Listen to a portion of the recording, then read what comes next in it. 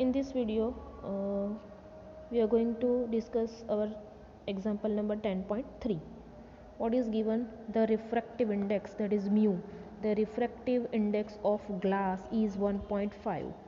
What is the speed of light in glass? Speed of light in vacuum आपको दिया गया है 3 × 10⁸ metre पर सेकेंड. तो what is given? refractive index of glass, and आपको क्या फाइंड आउट करना है? What is the speed of light. आपको वैक्यूम में स्पीड लाइट की दी गई है. ठीक है, तो ये आपका सॉल्यूशन है.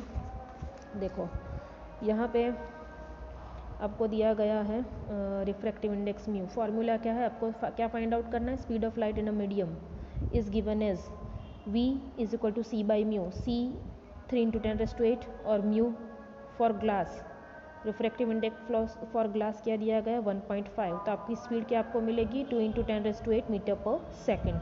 तो आपका ए का सॉल्यूशन बहुत ही इजी है, बहुत ही इजी है.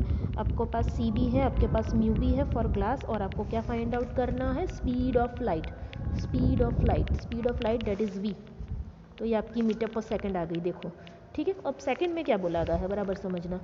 is the speed of light in glass independent of the color of light? ये first question. is the speed of light in glass independent of the color of light? तो उसका क्या आपको बोलना है? no, speed of light is not dependent of color of light, as v medium is equal to c by mu medium. Mu मतलब speed और ये refractive index, speed जो होती है वो रिफ्रैक्टिव इंडेक्स पे डिपेंड होती है. तो आपको क्या पूछा गया है? Is the speed of light in glass independent of the colour of light? तो आपका क्या आंसर होगा? नो. ठीक है, चलो उसके बाद यहाँ पे क्या पूछा गया है? Next question.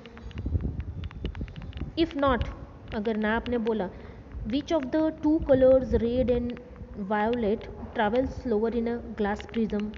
अगर आपने ना बोला कि कलर पर कलर से इंडिपेंडेंट नहीं है, कलर पर डिपेंड है, तो अगर आपने रेड और वायोलेट कलर को प्रिज्म में से पास किया, तो which of the two colours red and violet travel slower in the glass prism?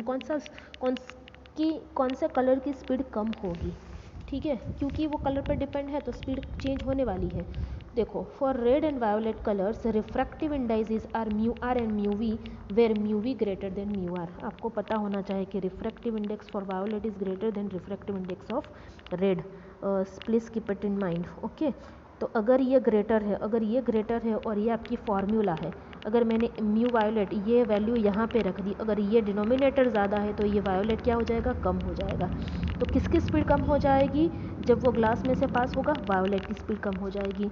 तो अगर ये दोनों में अगर आप म्यू रेड ज़्यादा है, म्यू रेड कम है और mu violet, refractive index for violet is greater than refractive index for red. Okay, तो अगर ये डिनोमिनेटर में है, तो अगर सी बाई डिनोमिनेटर जो ज़्यादा है, अगर मैंने डिवीजन करके देख लिया तो ये वैल्यू कम हो जाएगी. तो स्पीड किसकी कम हो जाएगी? वायोलेट की. तो आपका क्या आंसर होना चाहिए? कि वायोलेट की स्पीड कम होगी. तो आपका आंसर ये हो सकता है कि violet travel slower in a glass prism. Violet travel slower in a glass prism. Okay, अब हम देखेंगे example number 10.4.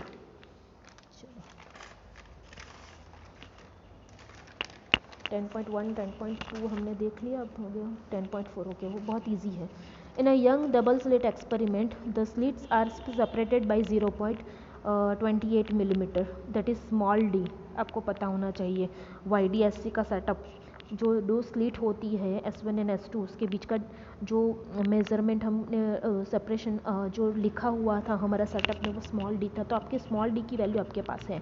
And the screen is placed 1.4 metre away, मतलब कैपिटल डी और स्मॉल डी आपको दिया गया है. The distance between the central bright fringe and the fourth bright fringe is measured to be 1.2 centimetre. Determine the wavelength of light used in the experiment. क्या find out करना है? Determine the wavelength of light used in experiment. और आपको ये measurement first जो central bright बनती है उससे फोर्थ ब्राइट फ्रिंजेस का भी मेज़रमेंट 1.2 सेंटीमीटर दिया गया. तो कौन कौन सी वैल्यू आपके पास है? जो कैपिटल डी आपको दिया गया है, वो है 1.4. स्मॉल डी दिया गया है 0.28 मिलीमीटर, उसको मैंने मीटर में कन्वर्ट किया है, 10⁻³ मीटर.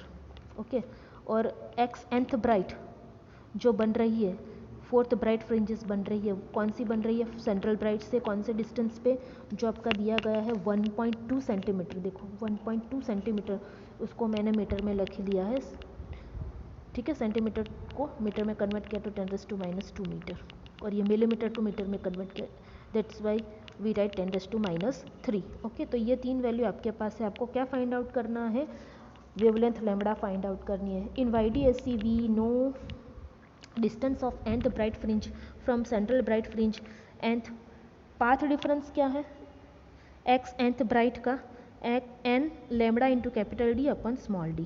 तो यहाँ से मैंने लैम्बडा को यहाँ रख दिया, ठीक है, और बाकी की जो वैल्यू जो भी है एन डी स्मॉल d उसको यहाँ पे ले गई, ठीक है। तो ये हमारा बन गया, अगर आपको यहाँ पे थोड़ा कन्फ्यूजन है तो मैं यहाँ पे लिख देती हूँ, ये लैम्बडा तो क्या होगा, d इसके साथ x nth bright into small d, और ये डिनोमिनेटर में लेफ्ट हैंड साइड जाएगा n into capital D, sorry ये दोनों मल्टीप्लिकेशन में, हाँ ओके चलो, सॉरी यहाँ पे ये तो दिया ही गया, सॉरी मेरी मिस्टेक है।